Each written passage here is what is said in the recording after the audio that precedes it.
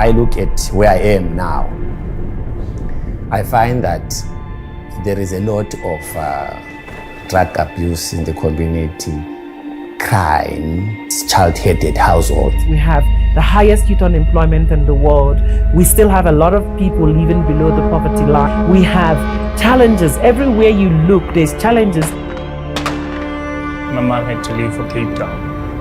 She got a job in Cape Town. And we were left by ourselves to cook for ourselves, make sure we go to school, make sure we've got everything we need. It's just me and my sister. I was a young boy who was forced into a parenthood because now I have this young sister who's 5 years younger than me that I need to look after each and every day.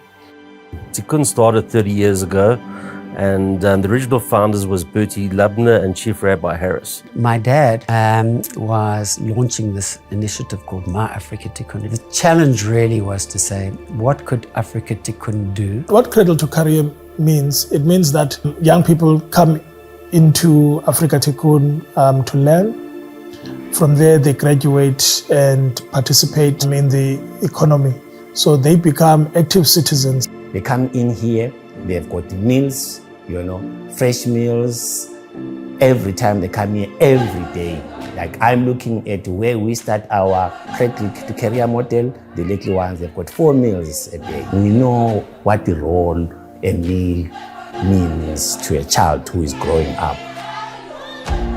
I enjoyed a whole lot of programs that changed me, and the people there, they make you want to change because there's so much positivity within Afrika Tikkun that you just kind of like get used to such positive energy within the structures of Afrika Tikkun. And as long as I can help facilitate more and more your children and young people to come through our ranks and create a movement for change that will take this country to where we want it to be, and hopefully by extension the continent, we've got hope. Our hope is real and tangible.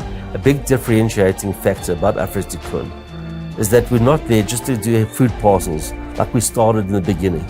We are invested in our youth. We invested in our beneficiaries. They come to our community center.